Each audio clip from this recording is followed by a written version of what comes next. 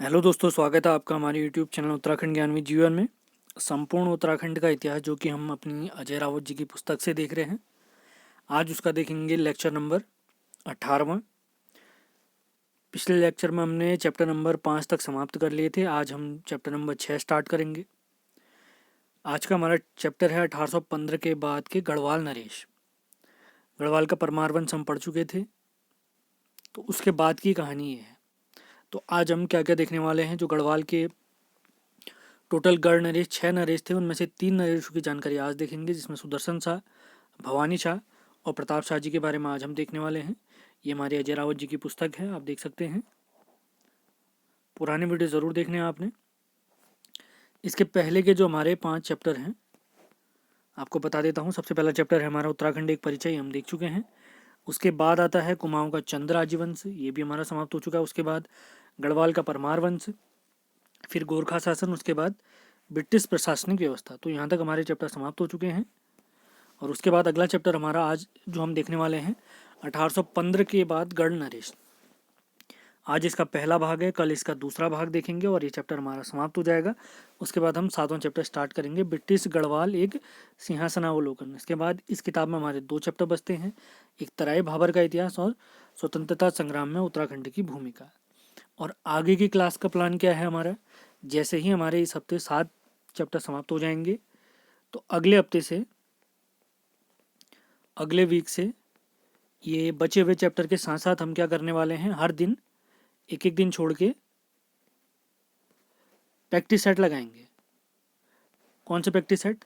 Chapter number 1 से लेते हुए चलेंगे, यानी पहले इस चैप्टर का प्रैक्टिस सेट लगाएंगे। उसके बाद हमारी एक नॉर्मल सी क्लास चलेगी, थ्योरी वाली क्लास। उसके बाद चंद्र राजवंश, फिर परमार, फिर गोरखा, मतलब इसी प्रकार हमारे प्रैक्टिस सेट चलते रहेंगे। तो लगातार हमारे सेशन से बने रहें। पुरानी वीडियो अगर नहीं देखे हैं तो ज़रूर देखें, बहुत बड़े तरीके से इन चीज़ों को समझाया गया है। केवल अजय रावत जी के ही नोट्स नहीं हैं, इसमें अन्य पुस्तकों के नोट्स भी शामिल किए हैं मैंने। तो टिहरी रियासत के जो 6 राजा हैं उनका क्रम मैं आपको बता देता हूँ।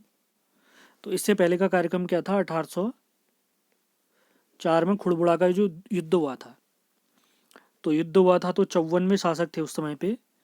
यानी उस समय जो गढ़वाल के शासक थे वे थे हमारे प्रद्युम्न शाह जी। प्रद्युम्न शाह जी, खुड़बुड़ा का युद्ध। अब इस युद्ध के बाद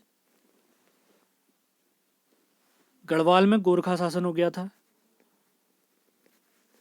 तो 1804 से 1815 तक गढ़वाल में गोरखा शासन रहा, जबकि 1790 से 1815 तक कुमाऊं में गोरखाओं का शासन रहा था। तो 1815 में जब संगौली की संधि के बाद अंग्रेजों ने गोरखाओं को यहाँ से भगा दिया था उत्तराखंड से, तो उसके बाद एक नदी है हमारी अलकनंदा नदी। सुदर्शन शाह ने अंग्रेजों से मदद मांगी थी, तो अंग्रेजों ने मदद स्वरूप गोरखाओं को भगाया। और अलकनंदा नदी के पश्चिम वाला क्षेत्र, माना ये नदी है तो ये वाला क्षेत्र सुदर्शन शाह ने अंग्रेजों को दे दिया। और इस तरफ वाला क्षेत्र टिहरी गढ़वाल नाम से बसाया इन्होंने, यानी पूर्व वाला हिस्सा खुद के पास रखा और पश्चिम वाला हिस्सा अंग्रेजों को दे दिया था। जैसे संगौली की संधि के तहत माना ये नदी थी हमारी, एक काली नदी थी, तो काली नदी के पूर्व वाला भाग नेपाल के पास गया, जबकि पश्चिम वाला भाग हमारे उत्तराखंड के पास आया था। तो इसी प्रकार गढ़वाल के राजा और अंग्रेजों के बीच जो संधि हुई थी वो अलकनंदा नदी के तहत हुई थी 1815 में, जिसके पूर्व वाला हिस्सा सुदर्शन शाह के अधीन आया था और पश्चिम वाला हिस्सा अंग्रेजों के अधीन आया था। तो गढ़ नरेश यानी टिहरी रियासत के जो टोटल 6 राजा हुए थे 1815 के बाद से। तो टिहरी रियासत कब से कब तक की है, 1815 से 1947 तक।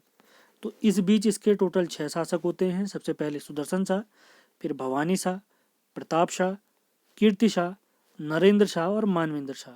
इनको याद करने के लिए कोड मैंने लिखा हुआ है, आप देख सकते हैं। तो इसका कोड बनता है SBPKNM। एस से सुदर्शन शाह, बी से भवानी शाह, पी से प्रताप शाह, के से कीर्ति शाह, एन से नरेंद्र शाह और एम से मानवेंद्र शाह। तो क्रम मुझे उम्मीद है आपको याद हो गए होंगे। सेशन में लगातार आपने बने रहना है। तो अब देखते हैं सबसे पहले हमारे सुदर्शन शाह जी के बारे में।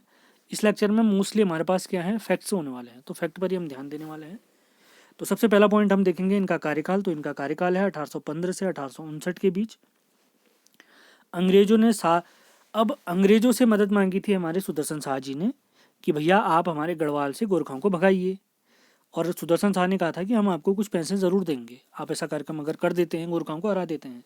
तो अंग्रेजों ने 7 लाख रुपए न चुका पाने के कारण सुदर्शन शाह से श्रीनगर छीना। काफ़ी इंपॉर्टेंट फैक्ट। तो इन सुदर्शन शाह जी ने 28 दिसंबर 1815 को टिहरी में अपनी राजधानी बनाई, यानी टिहरी रियासत की इन्होंने स्थापना करी थी अलकनंदा नदी के पूर्व वाले हिस्से में, और इसी दिवस को रेस्टोरेशन डे भी कहा जाता है, रिस्टोरेशन। अगला पॉइंट देखते हैं, खुड़बुड़ा के युद्ध 1804 के बाद सुदर्शन शाह कहाँ कहाँ गए थे? कनखल गए, ज्वालापुर गए, आदि इन जगहों पे गए थे।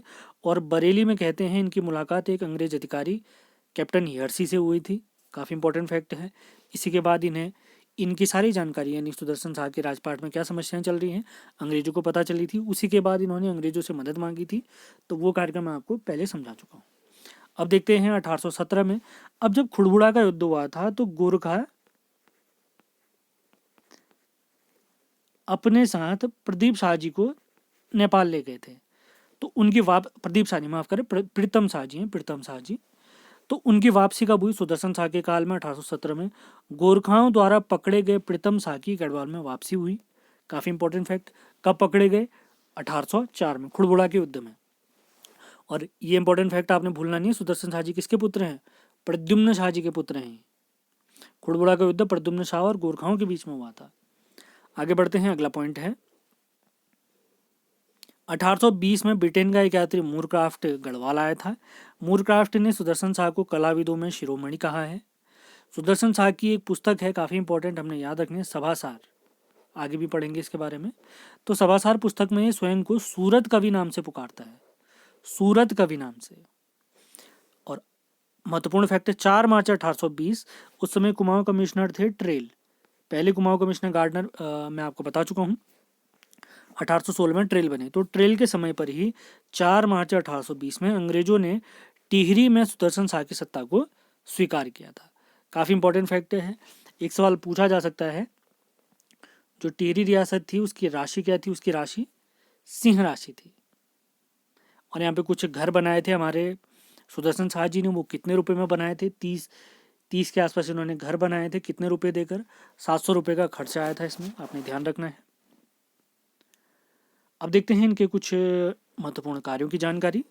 तो इनका एक स्वरचित ग्रंथ है सभासार, जो कितने भाग में है? ये टोटल 7 भागों में है। और अगर इसकी भाषा पूछी जाती है हमसे, तो इसकी भाषा है ब्रज भाषा।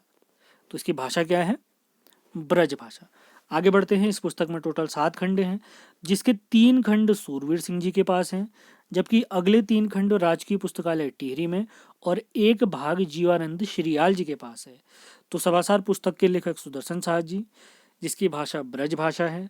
सभासार के टोटल 7 खंड हैं, यानी 7 हिस्से हैं, जिसके 3 हिस्से सूरवीर सिंह जी के पास, 3 हिस्से राजकीय पुस्तकालय टिहरी और एक हिस्सा जीवानंद श्रीयाल जी के पास है। महत्वपूर्ण फैक्ट आपने याद रखना है। इन्हीं के टाइम पे कुछ अंग्रेज अधिकारी, कुछ अंग्रेज व्यक्ति आखेट करने, यानी जंगल में शिकार करने आए थे। तो फ्रेंडन नामक एक अंग्रेज अधिकारी को इन्होंने बाघ से बचाया था। बाघ ने इस पर हमला कर दिया था, तो सुदर्शन शाह ने फ्रेंडन की मदद की थी। 1823 में टिहरी का पहला भूमि बंदोबस्त भी सुदर्शन शाह जी ने किया है। 1824 में इन्होंने रवाई परगने को टिहरी में शामिल किया। महत्वपूर्ण फैक्ट, 1848 में एक राजभवन बनाया इन्होंने, जहां राजा रहते थे, और इसे पुराना दरबार भी कहते हैं। अब नया दरबार किसने बनाया था, आगे हम पढ़ने वाले हैं। अगला महत्वपूर्ण फैक्ट देखते हैं। चैतू और मानकू नामक 2 प्रसिद्ध कलाकार हैं, इनको इन्होंने आश्रय भी दिया था। और टिहरी की जो आम जनता है इनको बोलांदा बद्रीश के नाम से जानती थी। सूरत कवि हमने देख लिया है। और इसी के साथ साथ जो टिहरी की आम जनता है वो सुदर्शन शाह जी को बोलांदा बद्रीश के नाम से जानती है, बोलांदा बद्रीश। एक रिक्वेस्ट आप लोगों से, सेशन पसंद आते हैं तो इनको लाइक करना है और शेयर ज़रूर करना है। लाइक ज़रूर करें अगर पसंद आते हैं, और PDF आपको हमारे टेलीग्राम से मिल जाएगी। नहीं मिली है तो मैं तुरंत भिजवा दूंगा, उसकी चिंता बिल्कुल ना करें। कुछ भी समस्या होती है तो मैसेज कर दें, आप लोग कमेंट ज़रूर करें। अब देखते हैं अगले शासक भवानी शाह। तो भवानी शाह किसके पुत्र थे? सुदर्शन शाह जी के पुत्र थे। तो सुदर्शन शाह जी का एक और पुत्र था उनका छोटा पुत्र, बड़े पुत्र थे भवानी शाह और इनके छोटे पुत्र थे शेरशाह। तो भवानी शाह के शासक बनने से पहले ही सुदर्शन शाह के छोटे पुत्र शेरशाह कुछ समय तक के लिए शासक बन गए थे। अब उनको शासन से हटाने के लिए और भवानी शाह को शासक बनाने के लिए अंग्रेजों ने काफ़ी मदद की। और किसने की इस विषय में मदद? रैमजे ने करी, क्योंकि ये 1859 की बात है। तो 59 के समय पे जो कुमाऊं कमिश्नर होते थे वे थे रैमजे, हेनरी रैमजे। इनका कार्यकाल देखते हैं। इनका कार्यकाल 1859 से 1871 के बीच में है। इनकी माता जी का नाम है गुण देवी। 1862 में इन्होंने देवप्रयाग नामक स्थल में संस्कृत पाठशाला बनवाई थी भवानी शाह ने। तो कुछ चीज़ें जो हमें याद रखनी है, सुदर्शन शाह के तुरंत बाद शासक कौन बन बैठा था? शेरशाह। उस शेरशाह को रैमजे ने हटाकर शासक किसको बनाया था? भवानी शाह को। महत्वपूर्ण फैक्टर हमने याद रखना है। आगे बढ़ते हैं। अब देखते हैं अगले शासक, टेरी रियासत के तीसरा शासक। और गढ़वाल के परमार वंश में देखेंगे तो ये 54 प्रद्युम्न शाह थे। अब ये टोटल तीसरे चल रहे, तो परमार वंश के हिसाब से 57वें शासक होंगे, जबकि टिहरी रियासत में ये तीसरे शासक होंगे। टिहरी रियासत 1815 वाली। अब इनका कार्यकाल देखते हैं 1871 से 1886 के बीच में। 1877 में इन्होंने प्रतापनगर की नींव रखी थी। टिहरी में अंग्रेजी शिक्षा की नींव रखने का श्रेय प्रताप शाह को ही जाता है। और टिहरी में इन्होंने एक प्रिंटिंग प्रेस खोली जिसको प्रताप प्रिंटिंग प्रेस भी कहा गया है। महत्वपूर्ण फैक्ट। अगला महत्वपूर्ण फैक्ट है, टिहरी में सर्वप्रथम पुलिस विभाग की स्थापना भी प्रताप शाह जी के समय पर हुई। 1873 में इन्होंने जूला पैमाइश पर आधारित भूमि बंदोबस्त करवाया गढ़वाल वाले क्षेत्र में। अगला महत्वपूर्ण फैक्ट देखते हैं। अपना जो टिहरी राज्य है इन्होंने इसको 22 पट्टियों में बांटा और जिसकी देखभाल किसके द्वारा करवाई इन्होंने? कारदार। कारदार माने एक प्रकार के पटवारी की ही तरह होते थे जो राजस्व व्यवस्था देखते थे। अगला महत्वपूर्ण फैक्ट देखते हैं। टिहरी मसूरी श्रीनगर राजमार्ग का निर्माण भी इन्होंने करवाया। 1883 में एंग्लो वर्नाकुलर मिडिल स्कूल की इन्होंने स्थापना की थी। बाद में अगले जो शासक आएंगे वो इसको अपग्रेड करेंगे, उसके बारे में हम पढ़ेंगे। इसके बाद टिहरी में एक न्यायालय भवन का निर्माण भी प्रताप शाह जी ने करवाया, जिसे चीफ कोर्ट कहा गया। चीफ कोर्ट 1882 में लक्ष्मू कठैत ने ढांढक आंदोलन किया था। इन्हीं के समय पे रवाई क्षेत्र का एक प्रशासक था लक्ष्मू कठैत। इनकी एक कर प्रणाली थी, उसका विरोध किया था इन्होंने, उसी के बारे में हम आगे पढ़ेंगे। अब देखते हैं लक्ष्मू कठैत के बारे में। लक्ष्मू कठैत जो हैं रवाई परगने के प्रशासक थे। यह राजा द्वारा चलाए गए पाला बिसाऊ टैक्स प्रथा के विरुद्ध थे, यानी यह टैक्स नहीं चाहते थे वे। अगला देखते हैं। प्रताप शाह जी के 3 पुत्र हैं, कीर्ति शाह, विचित्र शाह और सुरेंद्र शाह। और अगले शासक कौन बनने वाले हैं? और अगले शासक बनने वाले हैं कीर्ति शाह। SBP हमने कोड देखा था, SBP। उसके बाद KNM, के से कीर्ति शाह, N से नरेंद्र शाह, M से मानवेंद्र शाह। अब देखते हैं महारानी गुलेरिया के बारे में। इनका मूल नाम है कुंदन देई। ये प्रताप शाह जी की पत्नी है। SBP, अभी कौन से शासक देख रहे थे हम? प्रताप शाह। तो प्रताप शाह जी की पत्नी कौन है? महारानी गुलेरिया है। ये कीर्ति शाह की संरक्षिका के रूप में भी इन्होंने काम किया, क्योंकि प्रताप शाह के बाद अगले शासक जो बनते हैं कीर्ति शाह, तो कीर्ति शाह की संरक्षिका के रूप में उनकी माता महारानी गुलेरिया ने काम किया। उन्हीं के बारे में देखेंगे। इन्होंने राजपाट चलाने के लिए काउंसिल ऑफ रीजेंसी की स्थापना की थी, यानी जो राज दरबारी होते थे उन्हीं का एक ग्रुप बनाया इन्होंने, जो कि राजपाट को बढ़िया तरीके से चला सके। तो इसी के साथ आज का हमारा ये लेक्चर समाप्त होता है। उम्मीद है आपको ये सेशन पसंद आया होगा। पुराने वीडियो आपने ज़रूर देखने हैं। इसी प्रकार हमारे वीडियो आते रहेंगे। कल हमारा छठा चैप्टर चल रहा है उसका दूसरा भाग यानी अंतिम भाग होगा। कल हमारा छठा चैप्टर समाप्त हो जाएगा। उसके बाद एक दिन के ब्रेक के बाद अगले 2 दिन लगातार 7वां चैप्टर हम देखने वाले हैं। क्लास की प्लानिंग मैंने आपको ऑलरेडी बता दी है। टेलीग्राम से आप PDF डाउनलोड कर सकते हैं और पुरानी वीडियो भी आप ज़रूर देखें। और स्पेशल बैच जैसे ही हमारा स्पेशल बैच की आपकी जानकारी अगर मैं दे दूँ तो उसमें हम उत्तराखंड भी पढ़ने वाले हैं, हिंदी पढ़ेंगे, हिंदी के साथ साथ रीजनिंग भी पढ़ने वाले हैं और रीजनिंग के साथ साथ GS के प्रैक्टिस सेट देखने वाले हैं, GS के प्रैक्टिस सेट। लेकिन ये सीरीज हम कब स्टार्ट करेंगे? जैसे ही हमारा इतिहास वाली सीरीज समाप्त हो जाएगी। इतिहास के 9 के 9 चैप्टर समाप्त होने चाहिए हमारे, और इसी के साथ साथ 9 के 9 चैप्टरों के प्रैक्टिस सेट भी हम समाप्त करेंगे। उसके बाद ही हम ये बैच स्टार्ट करने वाले हैं। तो लगातार हमारे सेशन से जुड़े रहें।